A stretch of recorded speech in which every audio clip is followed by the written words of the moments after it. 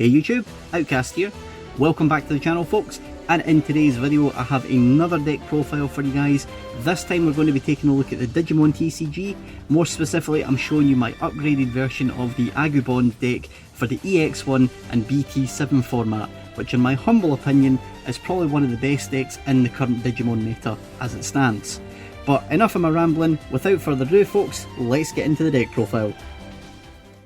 Now up first we do obviously have our Digitamas. These are going to be our baby Digimon.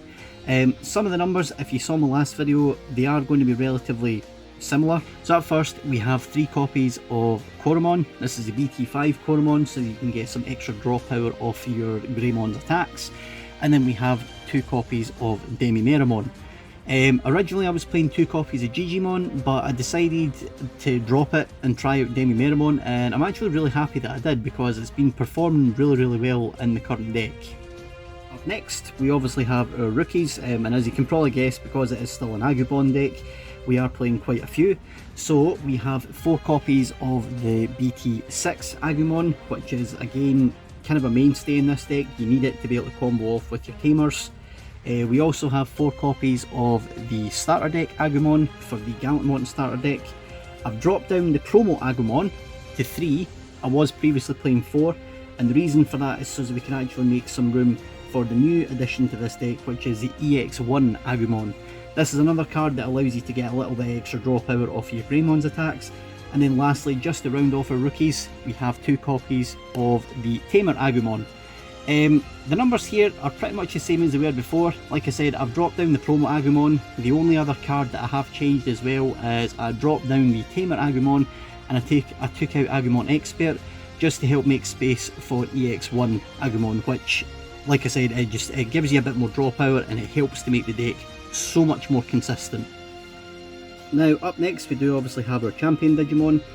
We are still playing the usual lineup, so we've got 4 copies of Promo Greymon, which again I wouldn't recommend playing any less than 4. This card is pretty broken in this deck and it's like a mini boss. If you're not able to get access to your Agubond, this card's probably going to be able to win you games on its own. We've also got 4 copies of Geo Greymon, and then we have 4 copies of Agumon.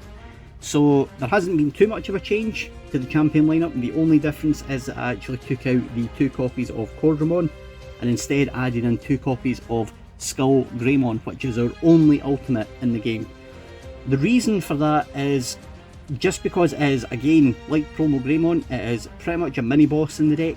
So if you're not able to get access to your Agumon terribly early, this card can literally win games on its own. So I would put 2 copies in this deck, and it genuinely just makes the deck so much more consistent. And the last Digimon that we play in this deck is obviously going to be our only level 7, which is Agumon Bond of Bravery. This card is honestly incredible in this deck. It's absolutely phenomenal, and I would not recommend playing it any less than 4. I've seen some people dropping this down to 3 to make room for other cards, but I genuinely think playing it at 4 is the right thing to do. Like I said, just with every other card in this deck, it helps to make it so much more consistent and help to make it more powerful. Now moving on, we are going to be taking a look at our Tamers. The Tamer lineup did not change too much. In fact, it didn't change at all now that I think about it.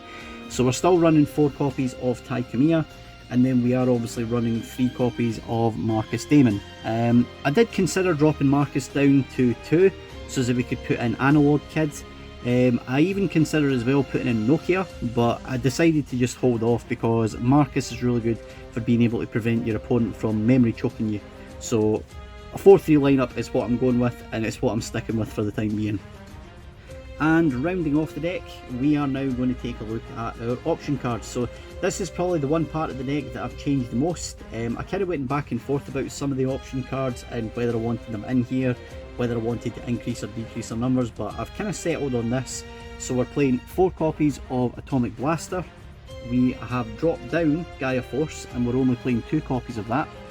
We are playing 2 copies of Lightning Joust, and then we are playing 1 copy of the Red Memory Boost.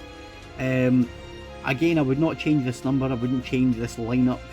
These cards are really good. Atomic Blaster right now and Lightning Joust, they just make this deck so incredible. They make it so much more consistent, so much more aggressive and deadly, in the current format. So if you can, I would probably recommend putting the Lightning Joust up to at least 3 or 4. But it means that way you would have to drop down Gaia Force, or you would need to potentially drop out the red memory boost. But I'm quite happy with this lineup for the time being. So that's going to about do it for this week's episode, folks. I know this video has been a little bit shorter than I would have liked. That's unfortunately just because it is literally a recap of a previous video that I've already done with a little bit of an upgrade. So I didn't feel that there was too much need to go into a lot more detail than I normally would, because most of the cards you've probably already seen and I've already covered them in a previous video anyway. That being said, if there is any other topics you would like me to cover in future content, then please feel free to drop a comment down below, let me know down there. If you haven't already checked out the previous Agubond video, then I'll link that down in the description box below. If you haven't already as well, then please feel free to drop a like on the video, it does help the channel out a great deal. Feel free to hit that subscribe button and hit that notification bell so you never miss any of our weekly content. Next week's video, if you want to stay tuned for that, is going to be my first ever Yu-Gi-Oh deck profile on the channel, and we're going to be looking at my Cyber Dragon deck profile. So, I hope you all stay safe in the meantime, folks. Enjoy the rest of your day wherever you are in the world, and I will catch you all in the next one.